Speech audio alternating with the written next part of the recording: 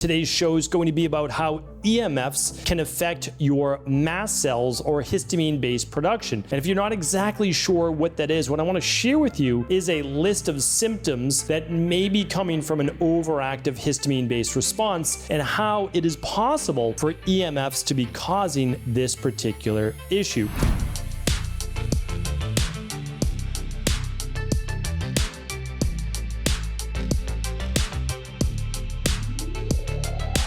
So like any overall health issue that we look at, we never typically look at just one thing, but with histamines, we're often looking at the gut. We're looking at our digestive system, we're looking at the foods we eat. And what I want to share with you is that sometimes there are other varying factors that greatly overflow that rain barrel. And when your rain barrel does overflow, you end up with these specific histamine-based reactions. I'm going to share them with you right now, see if any of them click, okay? So lightheadedness, dizziness, brain fog, weakness, fatigue, pins and needles, sometimes in the hands especially, or down the neck, low blood pressure, lightheaded upon standing, weakness after exercise or exercise intolerance, skin itchiness, whether it be after a sauna or exercise or just in the heat, can be an issue, loss of appetite, weight loss. It could be weight gain, but oftentimes we see in our practice, we see like loose stools sometimes, or it could cause the opposite, constipation, sometimes nausea, even in the morning without food, chest pain, like tightness in the chest. What else? Headaches is a big one. I used to have terrible headaches when I was younger, especially from that overactive mast cell production. And hives, of course, is one. Skin rashes are others. And the last one is like tired eyes or vision-based issues. So those are big symptoms of histamine-based reactions. And I want to share with you how that happens and what other EMF-based issues there may be as well, especially related to mood. But what EMFs are, so these electromagnetic frequencies, are also varying types of radiation. So we've got ionizing and non-ionizing radiation. Most of us hear about radiation from like an X-ray, but hopefully too often you're not getting an X-ray. So that's not something that we need to worry about as much, but certainly it is a worry. I mean, because it does essentially zap your body with radiation. Now, luckily, the X-rays they have in at least larger hospitals have less ionizing radiation than they had before, but nonetheless, it's still not good. And yes, there are potential issues with getting exposed to radiation. But what a lot of us forget is just being out in the sun for a long period of time. And I'm not someone that says you should shy away from the sun, but it doesn't, that ultraviolet light exposure absolutely does have a level of ionizing radiation to it. Now, it doesn't mean that it's a bad thing and you want that vitamin D in your body, but just understand that if you're someone who's dealing with the itchy eyes, the itchy skin, the headaches, the hives, the skin rashes, the lightheadedness, dizziness, all that, well, you just need to be a little bit more careful with long extended sun exposure. Just kind of keeping that in mind. You probably already know that. You can't go in the sauna for a half hour at high heat, but maybe a little sauna, right? So you're kind of working your way up, and I'll get to that in a moment.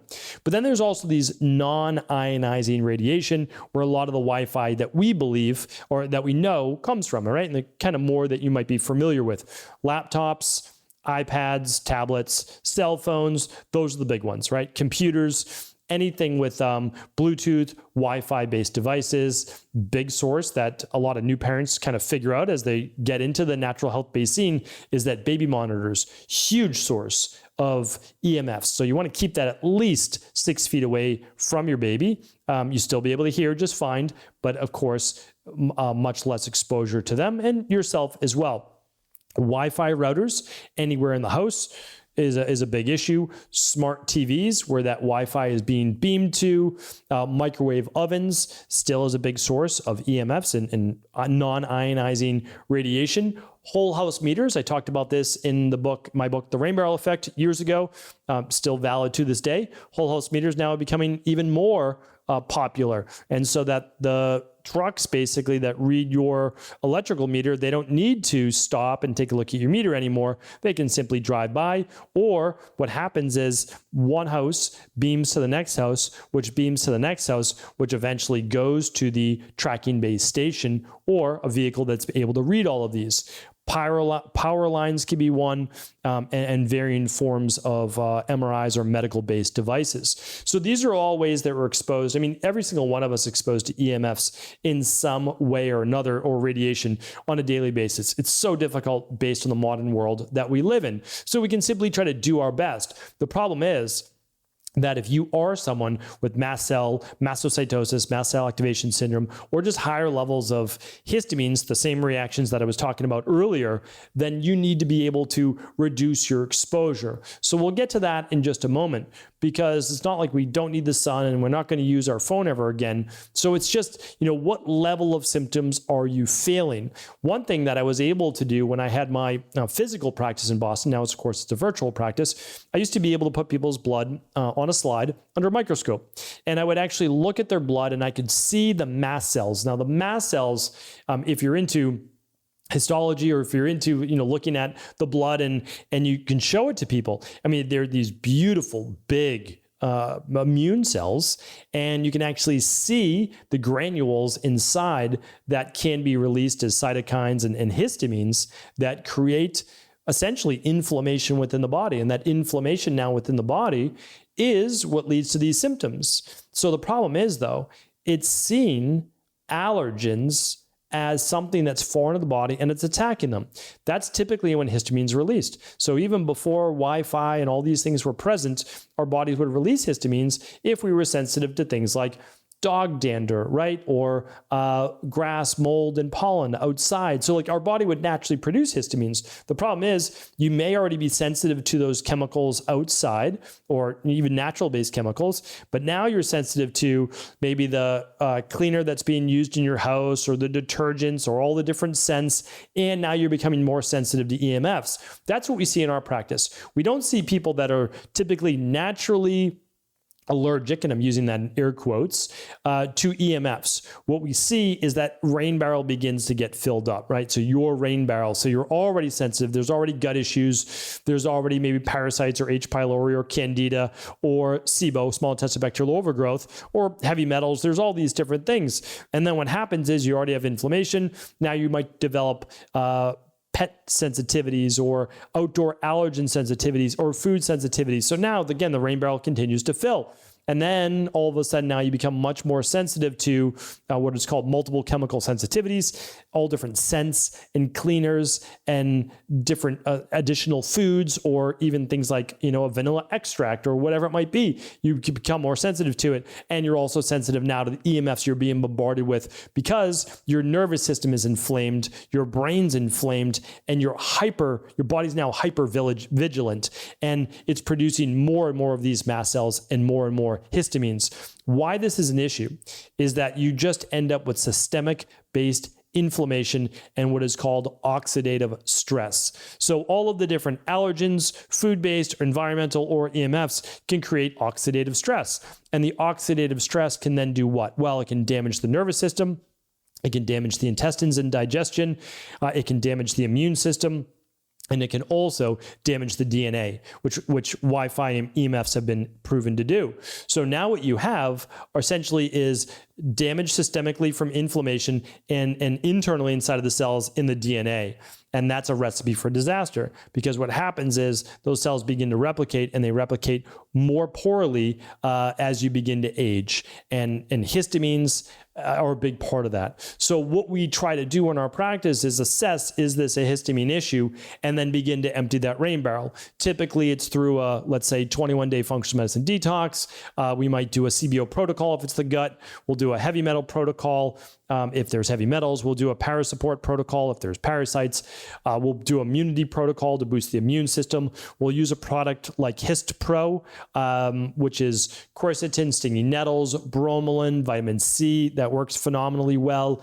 And at the same time, we'll run at-home lab tests to see, okay, what exactly for specifics may we need? But then we'll also begin to remove a lot of the EMF-based exposure. So once we let people know the sun is good for you, too much in this stage might be really taxing for your body. Like, for example, when you're out in the sun for a while, do you get exhausted? Okay, it could be a histamine-based reaction. So some sun, great, some sauna, great, what we do is we gently increase the threshold of the body while working on the underlying root causes. So as I've said before, that you only get sick for basically two main reasons. One is you have deficiencies, vitamins, minerals, amino acids from proteins, etc.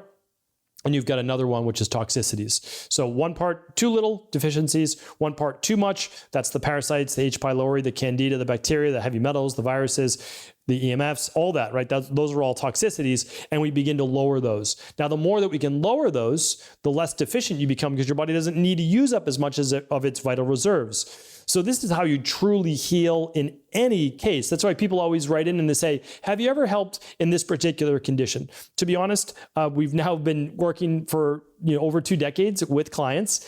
We've seen hundreds of thousands of people, but it doesn't matter what your specific label is that you've been given. It does not matter. What matters is that we find what are your deficiencies, what are your toxicities? Because if we can remove your toxicities and we can bring up your deficiencies, we can bring you back to a healthy individual as you were most likely at some point in your life. So the goal then is to look at it instead of disease-based labels, we want to look at underlying root causes. And once we can turn the body to a state of equilibrium, dynamic equilibrium, we understand that the body is then healthy. And a healthy body can't be sick. A healthy body can't be diagnosed with a disease. So hopefully today's show is helpful. I have lots of podcasts on EMFs, and I'm going to link those up here today. And I also have a few more podcasts on histamines and allergies, and I'll link those up as well. So head on over right now to stevencabral.com/2790 for those additional shows, plus the 3 big takeaways. And if you haven't already got your copy of The Rain Barrel Effect, I would love to ship you one for free. Head on over to stevencabral.com/2790 for all the details. And of course, share the show with anyone you believe it could serve. Take care, everybody.